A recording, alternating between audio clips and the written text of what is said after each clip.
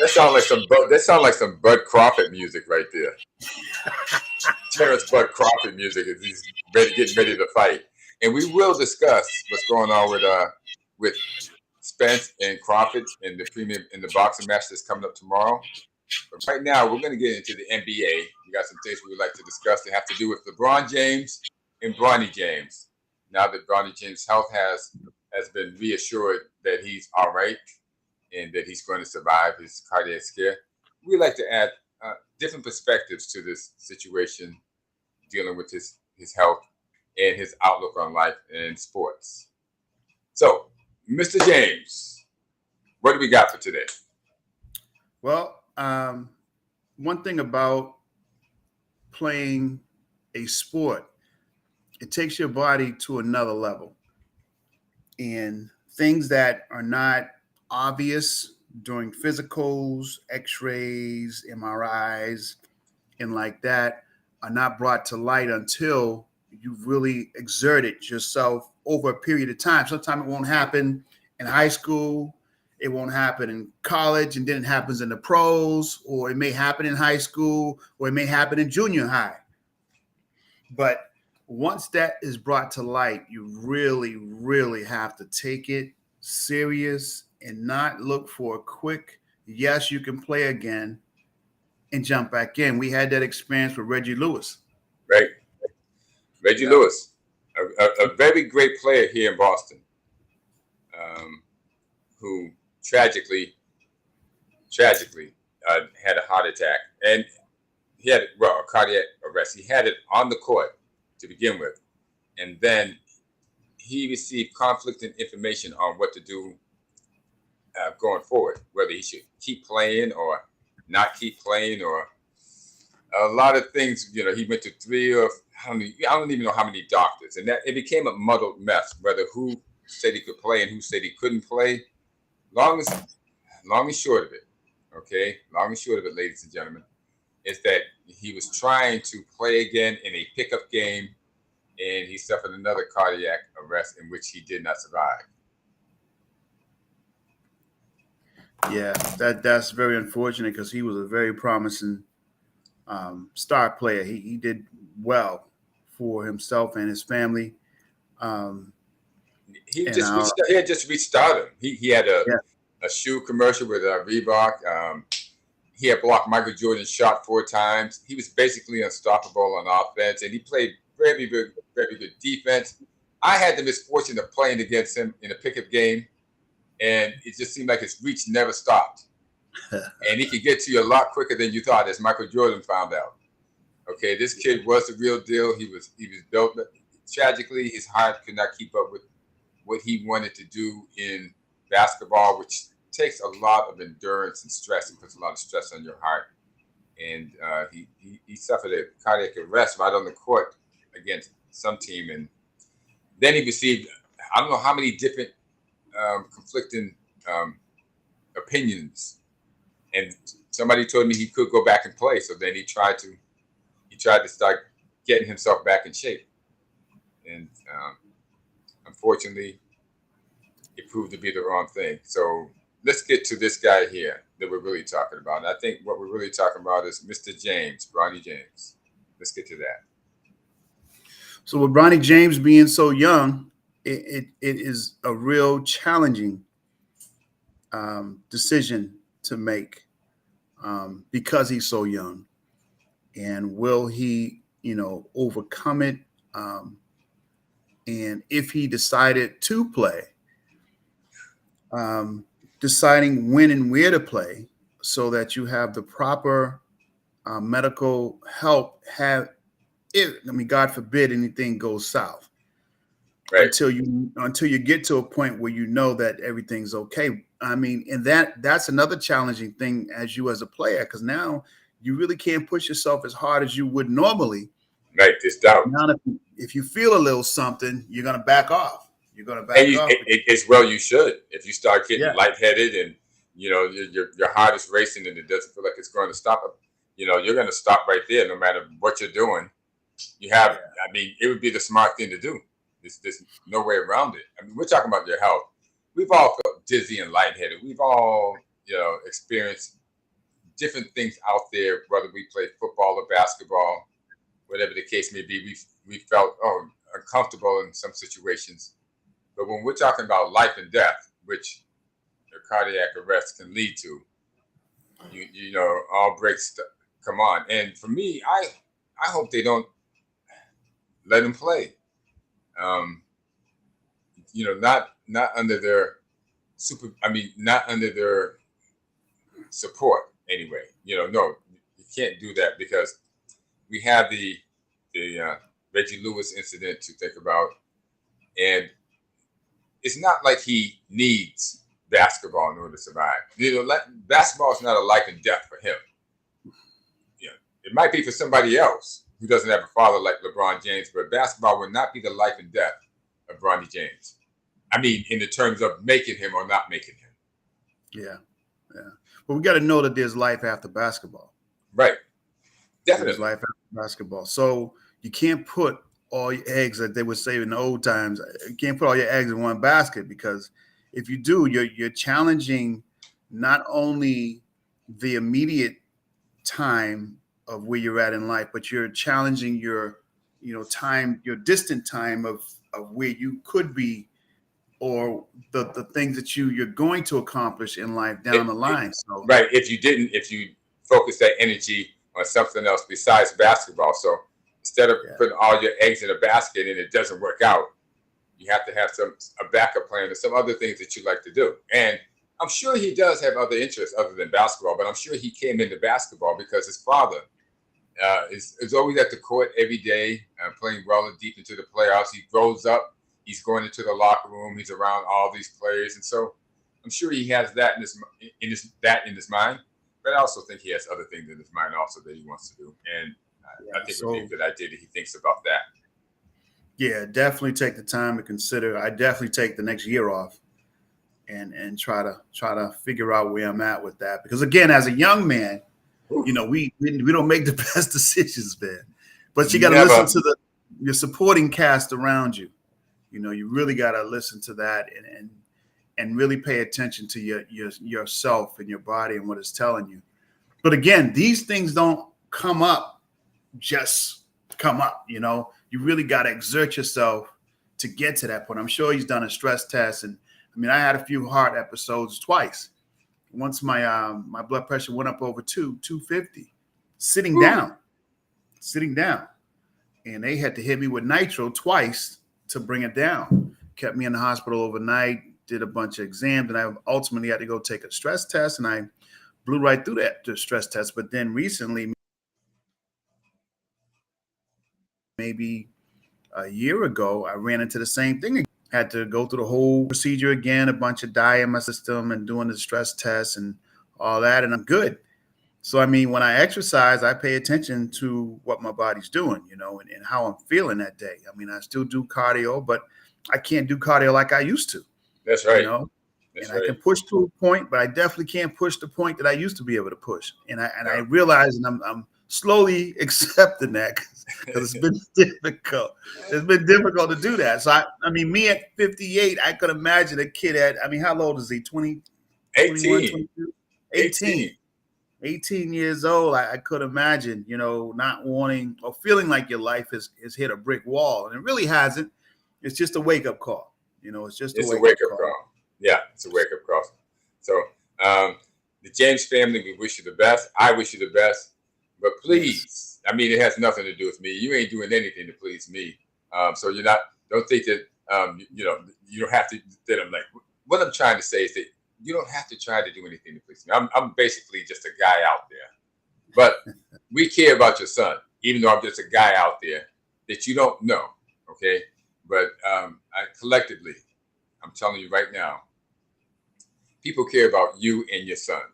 And we would like nothing better to see Bronny James live a long and healthy life, outliving us, and a productive life with family and children.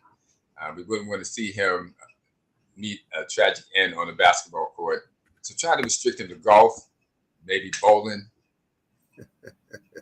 badminton. You know what? I was about to say that too. You can still be competitive, and you'll be living. More importantly, you'll be alive. Yeah, that's it right there. I mean, to this day, I'm competitive. I can't let people just beat me. You know what I'm saying? At anything that I'm playing. Hey, my game now is Jenga. Come on over, bro. I got a big Jenga, giant Jenga game. You mean they pull those things out, those little things? I ain't lost yet. Oh my gosh. Well, you know what? I can't say there'll be a whole lot of competition for you. You know, and I got to admit, I've had to tone down my competitive juices. My kids are growing up, and we both have sons. Mm. And your first instinct is to let your son win, sort of, kind of. But then as it goes on, the other instinct kicks in. But I've learned to tone that down and just let the grandkids win now. Yeah. It's not that important. I'd rather see a smile on their face and see them happy than anything else. Okay, now we're going to move on to. I have to let everyone know where I'm at, because I'm sitting in this room with all this wood behind us. Where am I? I'm about to show you. I am in Dollywood, everybody. Pigeon Forge, Tennessee. And it's in the Smoky Mountains. I mean, yeah, we're up here. And in the morning, it is so misty.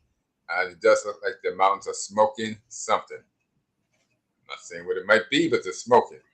And it's a beautiful thing. It's really beautiful up here. And this has become a vacation land, Eric.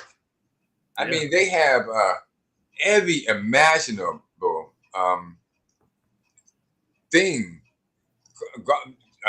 Golf courses, go-karts, trampolines, bungee jumping, skylining, all kinds of themes. It's not just Dollywood now. It's like it's got to be like 30 or 40 other theme parks that people actually come here, and the place is spreading as if I don't even know how to put it. It's just like mushrooms, like 4-leaf clovers or 3-leaf clovers. They're just spreading everywhere. Wow. Yeah, I came here 4 years ago the first time, and here it is 4 years later, and I think the thing has increased over itself now. Whatever it was, it's doubled. Wow. So it's that good. So there we are, Dollywood. You'll be coming here. better get here while Dolly Parton's still alive, so you can get a good shot of what she looks like. I mean, I think she's in her 80s now, and you never know. She might go out there and try to play some basketball, and her heart might not be ready for this. Watch out now. Watch out. She's a singer. She might try. Feel a little spry and springy. This mountain air will make it do tricks on you. Now we can move on to our second topic. I think, have we covered everything we wanted to cover with Bronny James? Yeah, we did. Yeah. We wish you the best, Bronny, man. We wish you the best, and I pray that you make a decision that's good for you now and you in the future. In the future. God bless you. Bless you, man. Okay, and here we go. And in this corner, weighing 147 pounds, wearing black trunks with gold trim, we have the reigning WBC, WBA, IBO World Champion, Mr. Errol Spence. And in this corner, weighing 147 pounds, also known as Terrence Bud Crawford. The man is undefeated. Both champions are undefeated. Both champions are ready. Terrence is coming in with a 39-0 record. Crawford is, Spence is coming in with a 35-0 record. And they're ready to go. And there was a lot of trash talk last night, and it got serious last night. What's going to happen? We're here to discuss it. All right, just to clarify that, Terrence Crawford's 39-0, 30 KOs. Aaron Spence is 28-0 with 22 knockouts. 22 knockouts. Mr. Terrence is 35 years old, and Mr. Spence is 33 years old. They both are southpaws. They can punch from either hand. They can lead from either hand. Let's see. Terrence got a 74-inch reach, and Mr. Spence has a 72-inch reach. Woo! Spence is 5'9". Terrence is 5'8". So they're very close in all the particulars of their way of fighting. But Terrence, I see as being patient and not necessarily going for the knockout, but if it shows, I'm sure he'll take it. As he said he doesn't go for the knockout, but if it shows, he's gonna put Spence down. Spence is going down. Did you hear the final press conference that they had yesterday? Yes. Woo!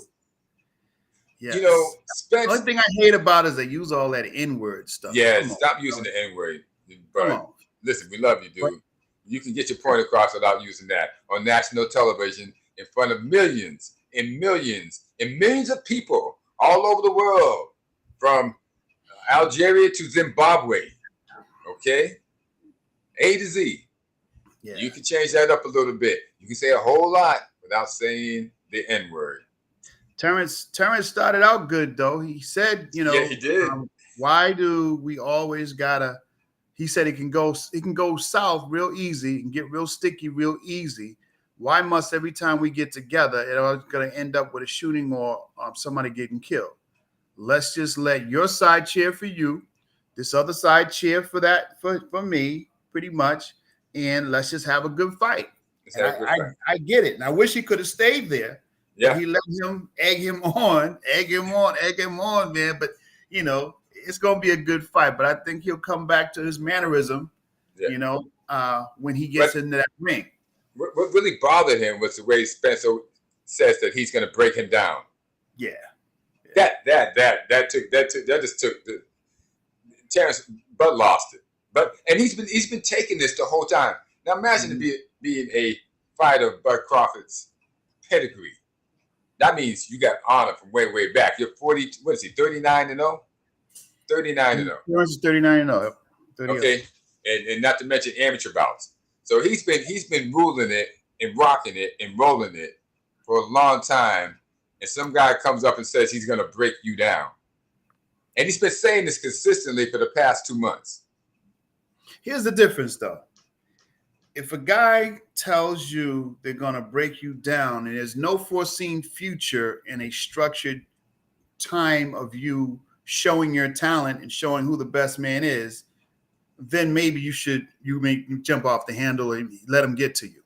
But being there is a fight scheduled on Saturday. You got a point there. It would take all of you to stay in your composure, stay in your savvy way, and not allow him to feed you into a whole nother world where your mindset can mess you up there. Case in point, I used to be that guy. With the slightest thing of challenge, I am going to I got 3 minutes of fun. I've always had it, and I'm always going to have it. And it would just the other night, we were sitting here having a conversation with some family after the cookout, and my nephew says, he said, even somebody like Unc, I could take him. I said, what? And everybody at the table was like, what? He starts taking his jewelry off. And he gets up and starts walking over towards me, right? Mm-hmm. Everybody was like, sit down, man. And if that had happened a couple of years back, I'd have tore every piece of this furniture up with him.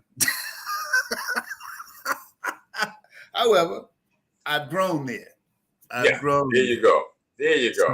So the growth is huge because, although you're older and things that you used to be able to do, you should not be still trying to push those. I know. I mean, that's it. But and here we go. It's also a comparison between us and Bronny James.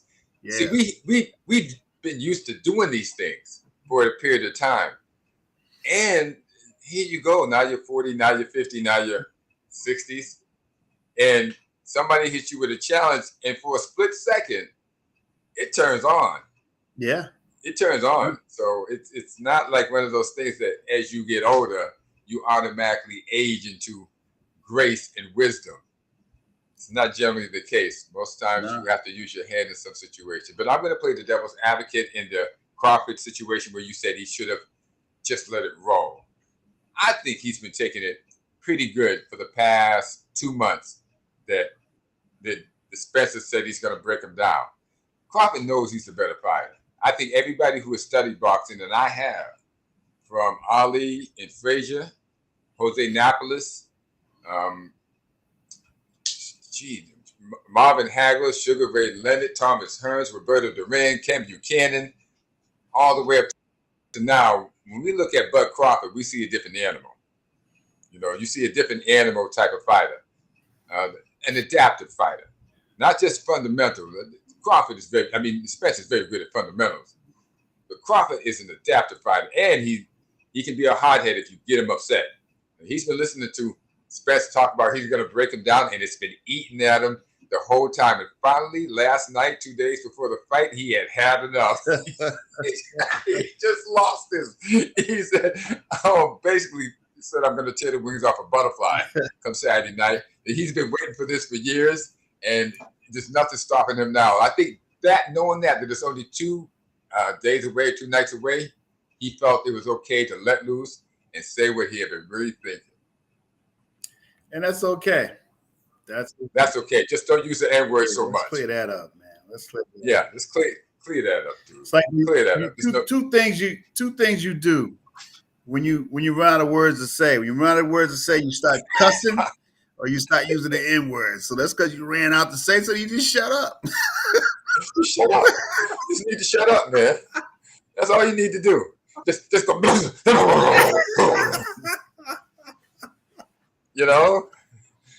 All kinds of. They start saying some of those funny things that come out of these. Sometimes I hear these songs. Doesn't come in. Don't make me wait any further. A Dennis Edwards song. They're like, Bayo. Stop saying something like that nobody even knows. We don't even. To this day, 30, 40 years later, we have no idea what Dennis Edwards is.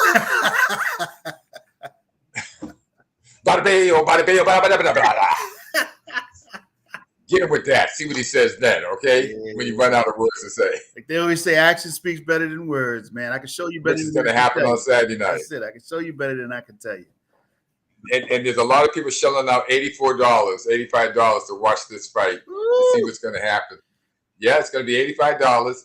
And, I am going to watch this fight. This is one fight that, I'm going to watch. Yeah.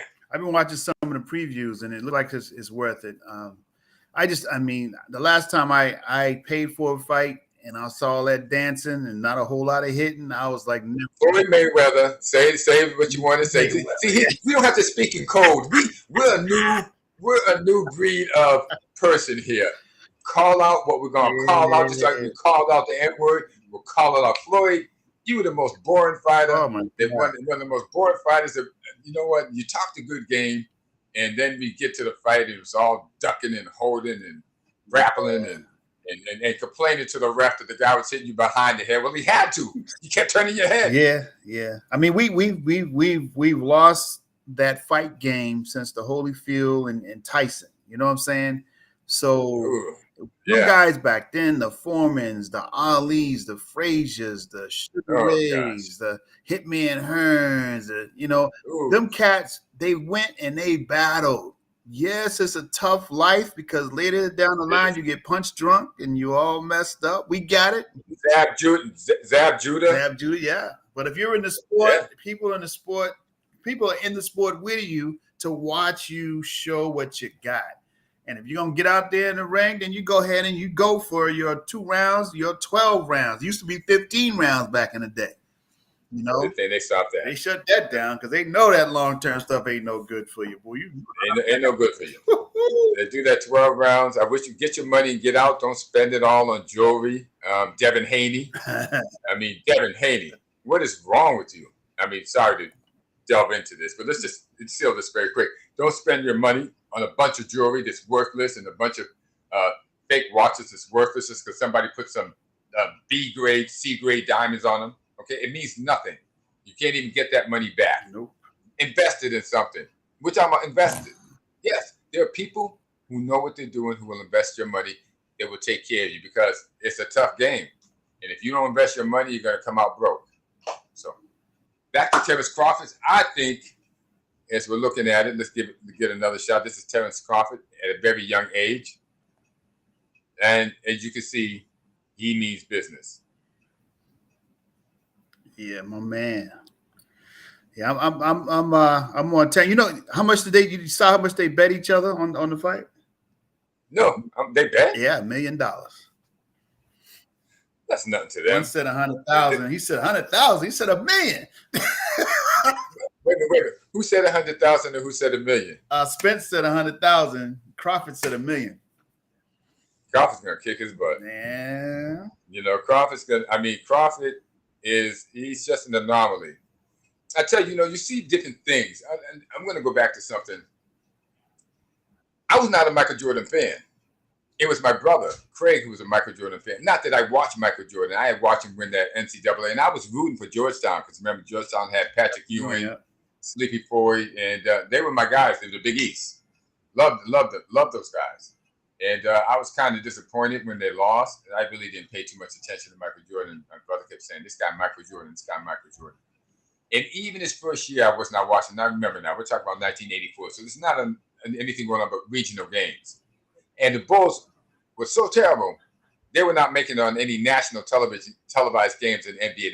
They were that bad. Even Michael Jordan was killing people the first year. Well, just last month, I went back and started looking at the early Michael Jordan games. Like, then I sent it to you. Mm-hmm. His third game, his fifth game, his seventh game. And then I came across this gym where he played against Magic Johnson, Isaiah Thomas, Jim Nance, and a host of other NBA players as he was coming out of college and was on the United States national team going overseas to play the European countries.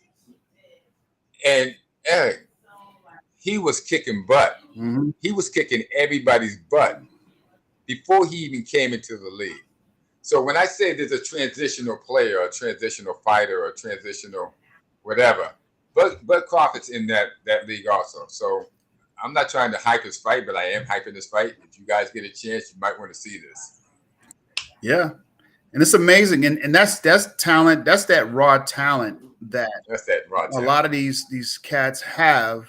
And some are fortunate to go professional, and there are some aren't. You can go to Rutgers in New York and watch some serious ball players that never went professional, but can play like no other. I mean, they can literally be picked up off the street, for lack of a better team, Celtics, and get a point guard that's, oh, man, on fire. The dude just lived in the neighborhood, You got to get him out that neighborhood. Yeah. Well, well, oftentimes you can get them out of the neighborhood, but can you get the neighborhood out of them? Right. So Gerard. There's a lot that happens in that, but sometimes you see some generational talent that goes down the drain. I saw a lot of generational talent go down the drain of kids that didn't have a father figure in the house and didn't have any direction, and things happened to them, and all of a sudden they were gone. But we won't be talking about that on Saturday night, which is tomorrow night, when Crawford meets Spence. We're going to be talking about two very, very good fighters, but one generational talent in Bud Crawford. So if you get a chance, I would encourage you. You might want to see this fight up close and personal. The way we used to watch it's going to take it back. Foreman and Tyson. Yeah, it's going to take it and those guys. Those guys. Yeah, I'm sure Tyson will be there. Mike Tyson, he's getting free tickets wherever he goes. Believe me, they want Mike Tyson in there. Absolutely. Has he picked a winner? Who he thinks is going to win? I didn't see anything on it yet. But our whole family used to watch the fights. That's right. We used to watch the fights. Yeah, when the fights used to come on, the whole family was in the room watching the fights. Them championships, the whole family was in the room watching. And Mom and them really wasn't even sports fan, but we all watched it together. You know what? We only had one TV. That's true. You only get one TV in the house. What we watching tonight? We watching the fights. Watching the fights. All right. But hey, they all knew Sugar Ray Leonard. They been hyped. Leon Spinks, when Leon Spinks beat Muhammad Ali, everyone knew who Leon Spinks was because him and his brother both won Olympic gold at the Olympics. They both won the gold medal at the Olympics. So we all knew who they were. And it was more of a close-knit family, and we watched television together. We ate together, we laughed together, and we cried together. That's it. And it was great times because it came on television. We didn't have to pay money to actually see this stuff either. No. I mean, it was just so much togetherness back then that we didn't realize how much it was until we look back on it now. We're like, wow, I mean, we ate dinner together. You know, we watched TV together. We had them shows that we watched together. We went to church together. You know, we had cookouts together. You know, so I mean, speaking of that, I just had a cookout. I was doing annually for about 7 years prior to COVID. And I had my very first one since COVID, and it was a great time where a lot of my young cousins came out, man, and the ones that were too little to be a part of it are now grown now, and they all came out, and we had some great conversations, man, some great food, and some great passing on some of that old man wisdom. That's it. Because those are the things and the times that we don't get to experience on a regular basis. So if you don't include it as part of your schedule, it'll never happen. It'll never. Well, not only that, as we talked about with what Bud Crawford let loose, being able to talk, black men being able to talk without calling each other the N-word. Yeah. That's very important. It is. It means something because you're raising the level of your conversation, you're raising the level of your intellect, and you're raising the level of your aptitude, where you want to go with this, because you have to find words to use to describe things. Mm-hmm. So it's very important that you do this. Even in a heated discussion. Even in the heated discussion. You're giving other people the opportunity to rise above where they are, not descend. That's very important. Mm-hmm. You know, we have to take the emotion out of this and try to work together on a lot of different things. And one of them is our image of ourselves. How we feel about ourselves depends a lot on how we feel about ourselves. So you have to see yourself as a different person, so you can start seeing other people as different people. And if you run out of words, what do? Shut up.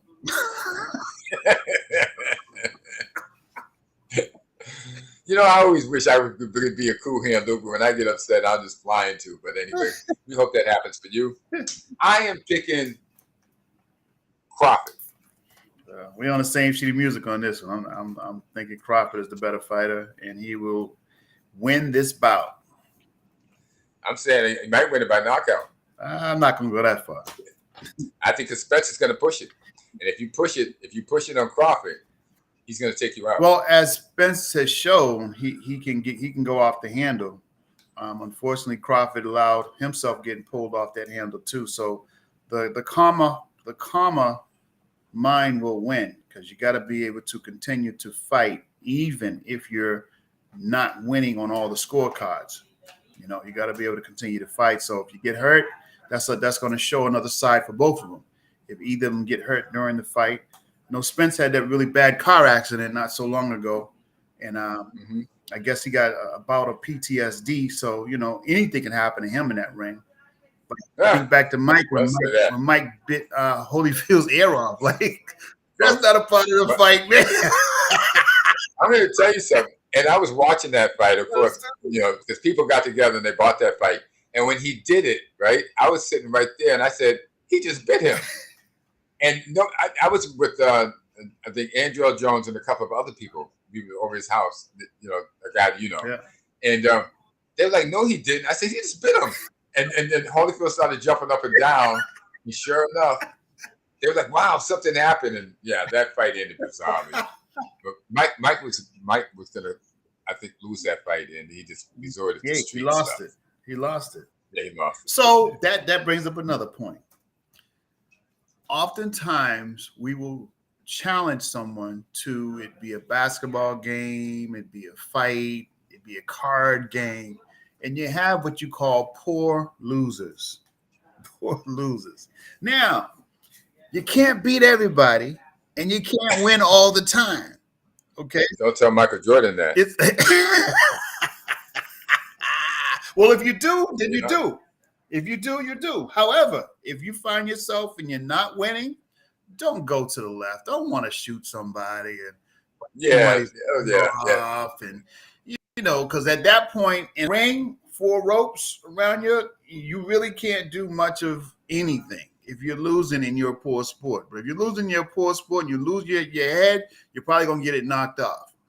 So you got to at least protect yourself at all times, and hope that the referee will save you if things go to the left, But don't be a poor sport. Yeah. Let's keep up.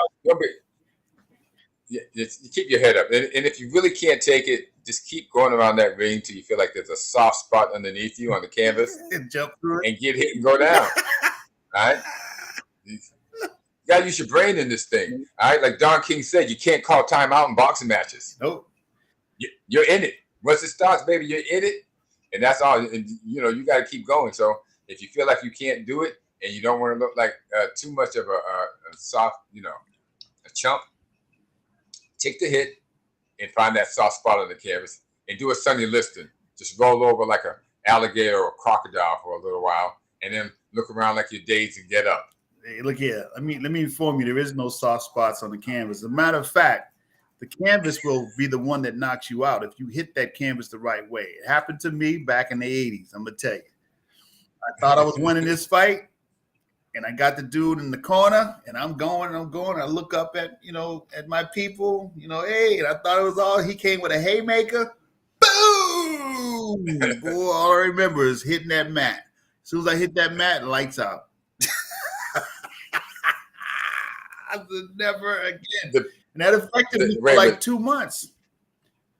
Yeah. You could hit me you could just jokingly hit me in the chin. I would fall out because you literally shift your brain when you get what they call it, a concussion.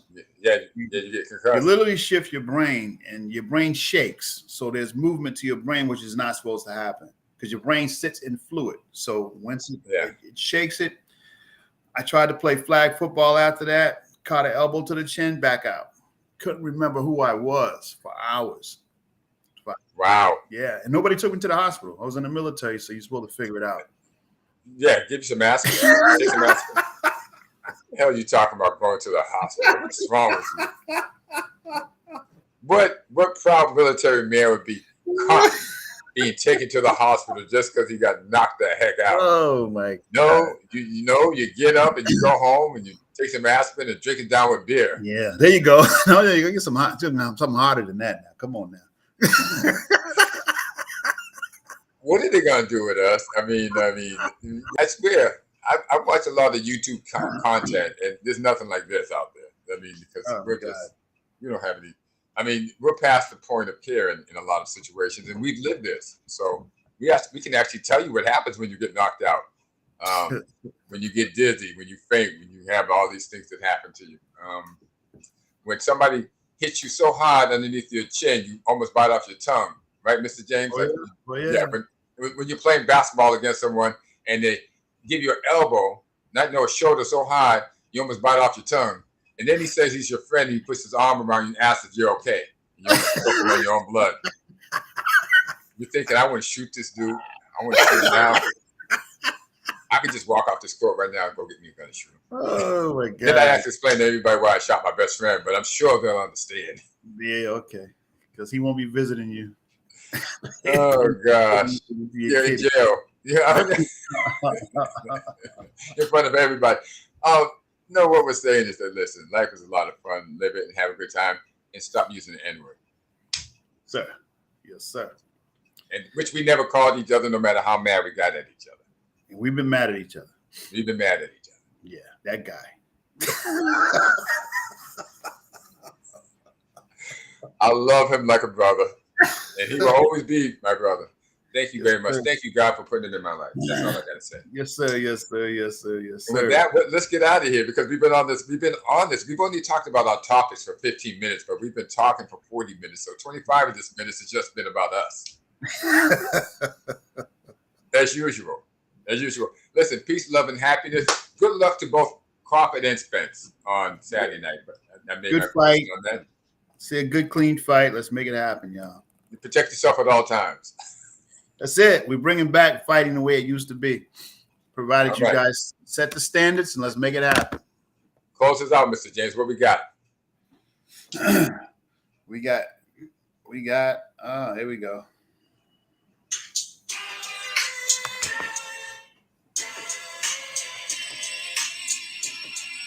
That's some hard stuff. Yeah. that motivating to get that fight on. Let's go.